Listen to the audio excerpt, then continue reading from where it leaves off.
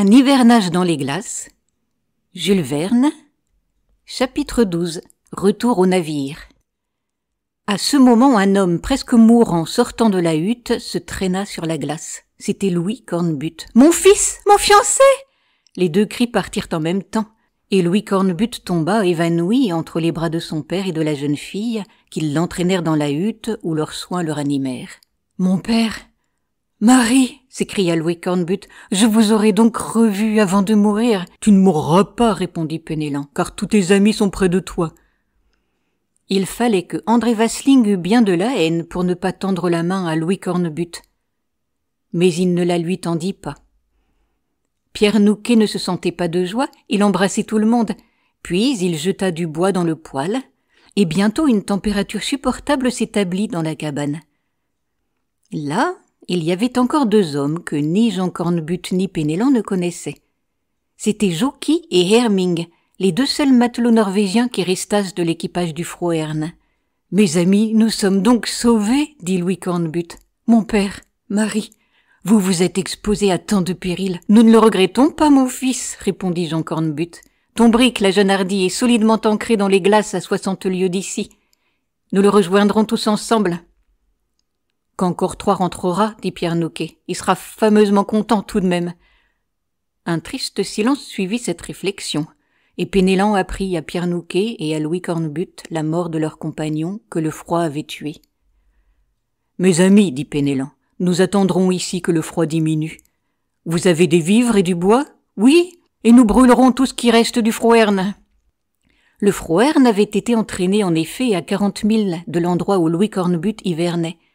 Là, il fut brisé par les glaçons qui flottaient au dégel, et les naufragés furent emportés avec une partie des débris dont étaient construites leurs cabanes sur le rivage méridional de l'île Shannon. Les naufragés se trouvaient alors au nombre de 5. Louis Cornbutte, Cortrois, Pierre Nouquet, Jockey et Herming. Quant au reste de l'équipage norvégien, il avait été submergé avec la chaloupe au moment du naufrage. Dès que Louis Cornbutte, entraîné dans les glaces, vit celle-ci se refermer autour de lui, il prit toutes les précautions pour passer l'hiver. C'était un homme énergique, d'une grande activité, comme d'un grand courage. Mais en dépit de sa fermeté, il avait été vaincu par ce climat horrible. Et quand son père le retrouva, il ne s'attendait plus qu'à mourir. Il n'avait d'ailleurs pas à lutter seulement contre les éléments, mais contre le mauvais vouloir des deux matelots norvégiens, qui lui devaient la vie cependant. C'étaient deux sortes de sauvages, à peu près inaccessibles aux sentiments les plus naturels. Aussi, quand Louis Cornbutte eut occasion d'entretenir Penellan, il lui recommanda de s'en défier particulièrement. En retour, Penellan le mit au courant de la conduite d'André Vasling. Louis Cornbutte ne put y croire, mais Penellan lui prouva que depuis sa disparition, André Vasling avait toujours agi de manière à s'assurer la main de la jeune fille. Toute cette journée fut employée au repos et au plaisir de se revoir. Fidèle Misonne et Pierre Nouquet tuèrent quelques oiseaux de mer près de la maison dont il n'était pas prudent de s'écarter. Ces vivres frais et le feu qui fut activé rendirent de la force aux plus malades. Louis Cornbutte lui-même éprouva un mieux sensible. C'était le premier moment de plaisir qu'éprouvaient ces braves gens. Aussi le fêtèrent-ils avec entrain dans cette misérable cabane, à 600 lieues dans les mers du Nord, par un froid de 30 degrés au-dessous de zéro.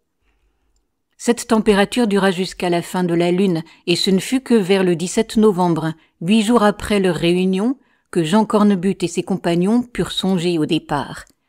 Ils n'avaient plus que la lueur des étoiles pour se guider, mais le froid était moins vif, et il tomba même peu de neige. Avant de quitter ce lieu, on creusa une tombe au pauvre Cortrois. Triste cérémonie, qui affecta vivement ses compagnons. C'était le premier d'entre eux qui ne devait pas revoir son pays. Misonne avait construit avec les planches de la cabane une sorte de traîneau destiné au transport des provisions, et les matelots le traînèrent tour à tour. Jean Cornbutte dirigea la marche par les chemins déjà parcourus. Les campements s'organisaient, à l'heure du repos, avec une grande promptitude. Jean Cornbutte espérait retrouver ses dépôts de provisions qui devenaient presque indispensables avec ce surcroît de 4 personnes. Aussi chercha-t-il à ne pas s'écarter de sa route.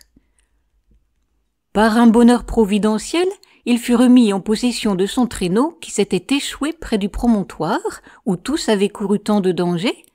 Les chiens, après avoir mangé leur courroie pour satisfaire leur faim, s'étaient attaqués aux provisions du traîneau. C'était ce qui les avait retenus, et ce furent eux-mêmes qui guidèrent la troupe vers le traîneau, où les vivres étaient encore en grande quantité. La petite troupe reprit sa route vers la baie d'hivernage. Les chiens furent attelés au traîneau, et aucun incident ne signala l'expédition. On constata seulement qu'au pic, André Vasling et les Norvégiens se tenaient à l'écart et ne se mêlaient pas à leurs compagnons. Mais sans le savoir, ils étaient surveillés de près. Néanmoins, ce genre de dissension jeta plus d'une fois la terreur dans l'âme de Louis Cornbutte et de Penellan. Vers le 7 décembre, 20 jours après leur réunion, ils aperçurent la baie où hivernait la jeune Hardy. Quel fut leur étonnement en apercevant le brick juché à près de 4 mètres en l'air sur des blocs de glace.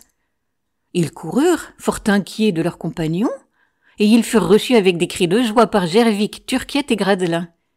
Tous étaient en bonne santé, et cependant ils avaient couru eux aussi les plus grands dangers. La tempête s'était fait ressentir dans toute la mer polaire. Les glaces avaient été brisées et déplacées, et glissant les unes sous les autres, elles avaient saisi le lit sur lequel reposait le navire. Leur pesanteur spécifique tendant à les ramener au-dessus de l'eau, elles avaient acquis une puissance incalculable, et le brick s'était soudain trouvé élevé hors des limites de la mer. Les premiers moments furent donnés à la joie du retour. Les marins de l'exploration se réjouissaient de retrouver toutes les choses en bon état, ce qui leur assurait un hiver rude sans doute, mais enfin supportable.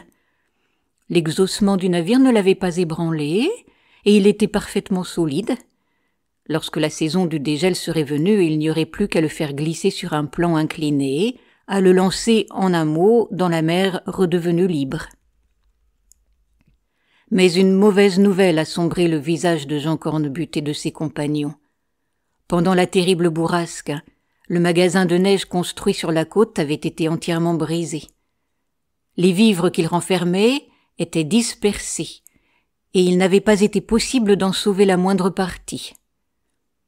Dès que ce malheur leur fut appris, Jean et Louis Cornbutte visitèrent la cale et la cambuse du brick pour savoir à quoi s'en tenir sur ce qui restait de provisions. Le dégel ne devait arriver qu'avec le mois de mai. Le brick ne pouvait quitter la baie d'hivernage avant cette époque. C'était donc 5 mois d'hiver qu'il fallait passer au milieu des glaces, pendant lesquels 14 personnes devaient être nourries. Calcul et compte fait, Jean Cornbutte comprit qu'il atteindrait tout au plus le moment du départ en mettant tout le monde à la demi-ration. La chasse devint donc obligatoire pour procurer de la nourriture en plus grande abondance. De crainte que ce malheur ne se renouvelât, on résolut de ne plus déposer de provisions à terre. Tout demeura à bord du brick, et on disposa également des lits pour les nouveaux arrivants dans le logement commun des matelots. Turquiette, Gervik et Gradelin, pendant l'absence de leurs compagnons, avaient creusé un escalier dans la glace qui permettait d'arriver sans peine au pont du navire. Pour connaître la suite de l'histoire, rendez-vous au chapitre 13. Vous pouvez retrouver Histoire et Poésie sur ma chaîne Entendre lire.